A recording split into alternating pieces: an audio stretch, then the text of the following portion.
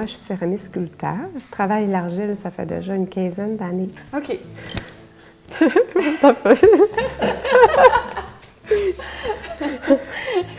C'est bon. On va faire des beaux yeux pendant l'entrevue. Je ne verrai pas bien, OK, on va transférer. Bon, ben Lynne Chapdelaine, merci de nous accueillir aujourd'hui. Ça me fait plaisir. Dans votre super belle et lumineuse grande maison. Merci. Ben, en fait, pour qu'on apprenne à vous connaître un petit peu plus, est-ce que vous aimeriez nous parler de vous, de votre parcours de vie, en fait? Ben oui. Moi, j'ai un parcours qui est un petit peu particulier parce que maintenant, je suis devenue handicapée visuelle. Alors, mais c'est quand même un beau chemin de vie, là. Moi, j'ai un bac en enseignement des arts. OK. J'ai travaillé un petit peu dans les écoles, dans les garderies et tout ça. Je faisais beaucoup de portraits. J'aimais beaucoup la peinture, d'immenses tableaux, des portraits de famille et tout ça. Puis je faisais beaucoup d'enfants, parce que ça a toujours été mes deux passions, les arts et les enfants.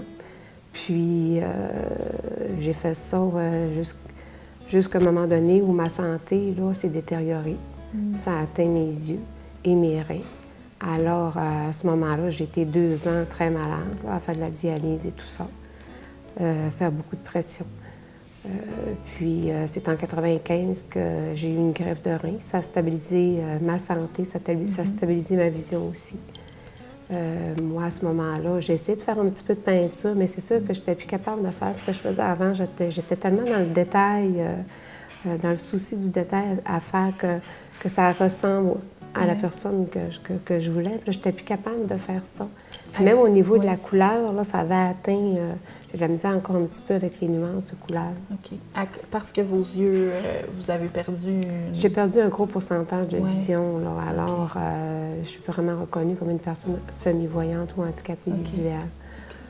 Selon les normes, là, ce qui me donne à peu près un pourcentage de vision de 15 de 15 à 20 c'est ça, ça va bien pour les déplacements. Okay. Mais pour mon art, il a fallu que je fasse une adaptation.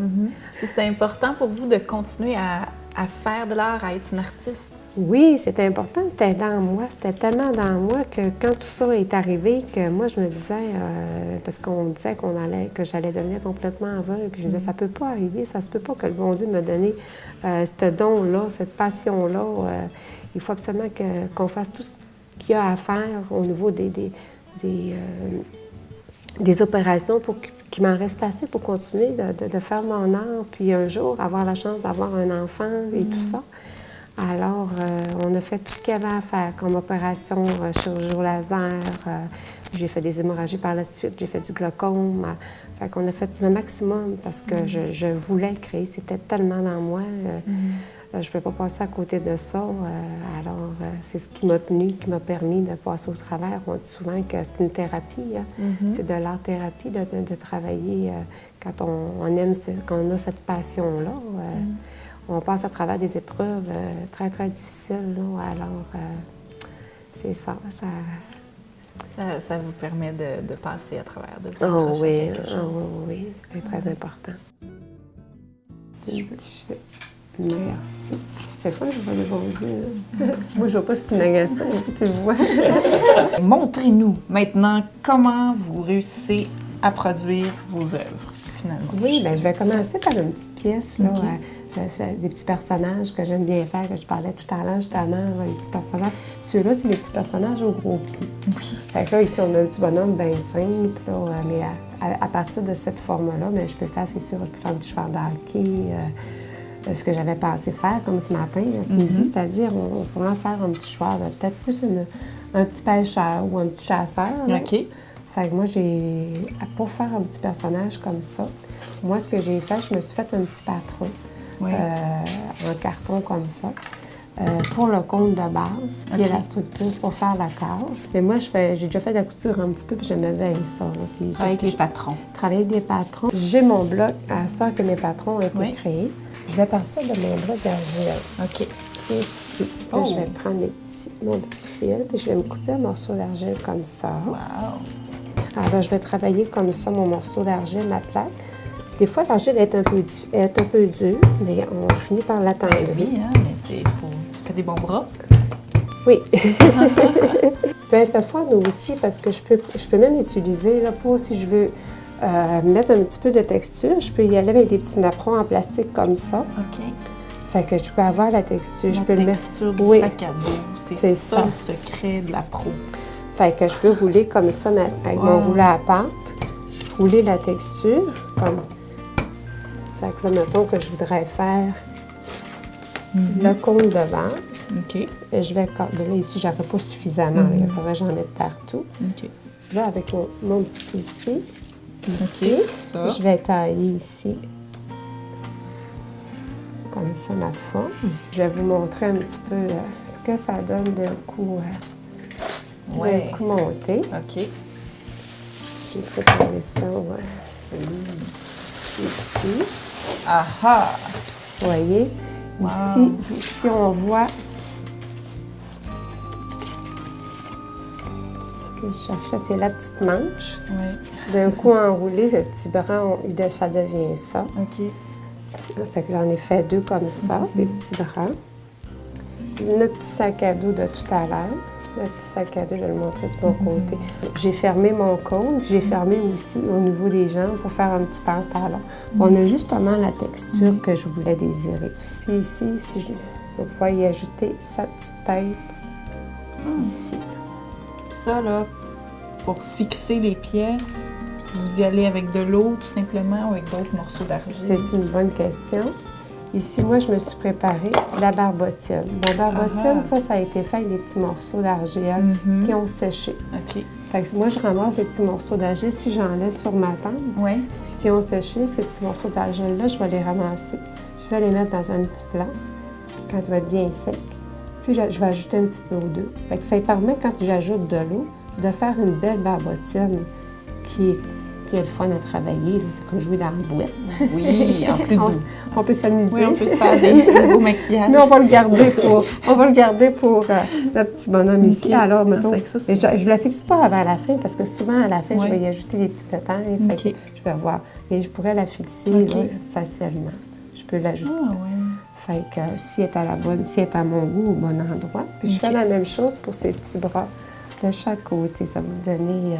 moi, je suis à l'envers, mais pour que vous puissiez bien voir les petits bras. Puis je vais pouvoir lui donner des plis aussi aux petits bras, puis faire que s'il est en train de tenir quelque chose, une petite canne à pêche, quelque chose du genre. Et ensuite, je peux y ajouter les petites mains. Mais là, les petites mains, les doigts sont pas encore tout définis. Okay. Puis moi, pour travailler habituellement, c'est quand j'arrive au détail comme ça. Habituellement, pour travailler, j'ai toujours ma grosse lunette qui est assez ordinaire, mais qui me protège, que je n'avais pas mis. Alors, bonjour! Fait que là, à ce moment-là, moi, quand j'arrive au détail, j'ai une autre lunette. OK.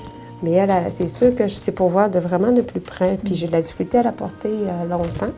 Alors, je la garde vraiment pour les petits détails. Okay. Une petite lunette. Puis il faut que je travaille de plus près comme ça. Alors, ça me permet, quand il vient le temps de travailler sa petite main, de me prendre un petit ébauchoir, puis d'y faire ses petits doigts. À ce moment-là, je fais ces petites crêtes dans les doigts. Fait que c'est ça, la petite main, elle prend une petite courbe, puis ça peut être amusant. Ouais. Quand la structure de base est faite comme ça, là, c'est vraiment que je m'amuse. Là. J'ai toujours mes 2 mains sur ma pièce. C'est comme là, tout à l'heure, je vous parlais pour faire les petits joues. Si je veux avoir les 2 petits joues, je vais faire ça comme ça. Là. Pour avoir les 2 petits joues le plus possible, la même grosseur, je vais toucher mes doigts. Veux-tu tester?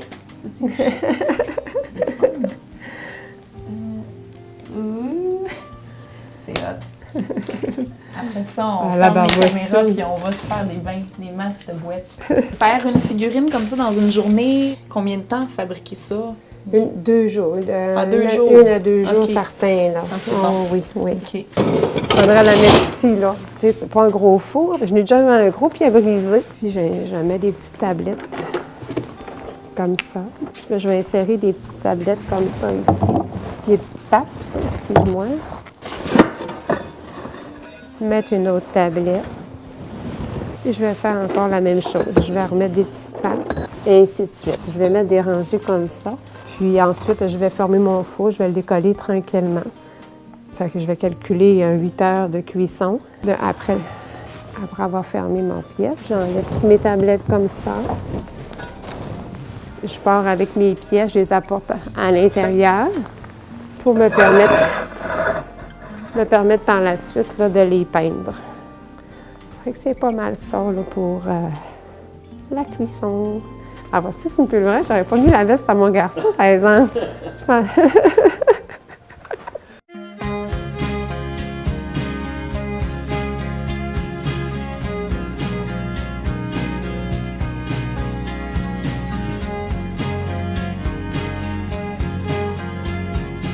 Alors, Lynn, ici, c'est votre boutique où est-ce que vous présentez, dans le fond, tout votre travail?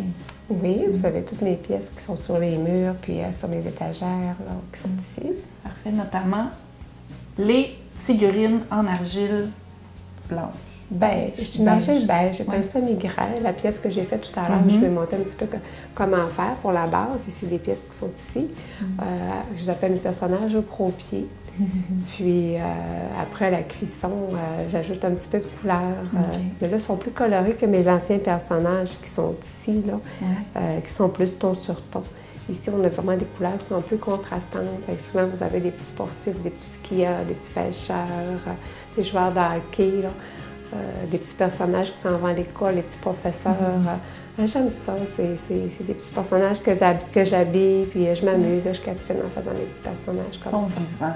Hein? Ah, ben c'est ça, ça prend de la personnalité. Ah, merci. Parlant de prix, on retrouve gros budget, petit budget, moyen budget. C'est quoi à peu près vos... Moi, ici, je suis plus du petit budget puis moyen budget, là, parce que c'est vraiment abordable. Là, pour tout le monde, là, c'est le fun. Là, ça part à 8 $ pour des petits broches, des petites décorations de Noël. Là, fait que c'est vraiment là, des prix qui sont abordables. Ça fait des beaux petits cadeaux. Là, il y en a vraiment pour tous les prix. Tous les prix, tous les goûts. Mais oui. Parlant de commercialisation, pour se procurer vos œuvres, on fait comment? Soit qu'on va au Salon des métiers d'art. Moi, j'essaie de faire le Salon des métiers d'art à tous les années. Fait que là, je suis toujours mon petit emplacement qui est là avec toutes mes pièces. À chaque année, j'essaie d'arriver avec des nouveaux produits naturellement. Puis c'est où ici, là, ici, je vais toujours avoir mon atelier boutique. On appelle avant de venir, c'est sûr.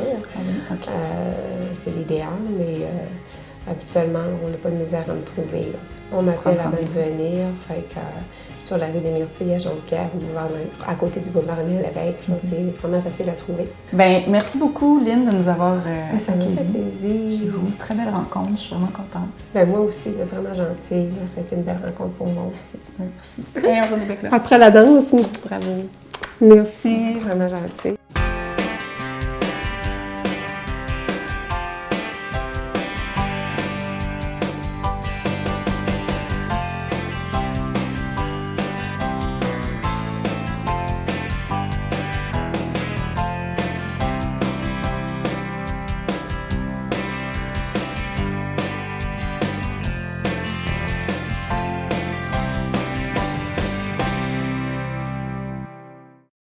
Pneus Airgay, fier partenaire de la Route des artisans.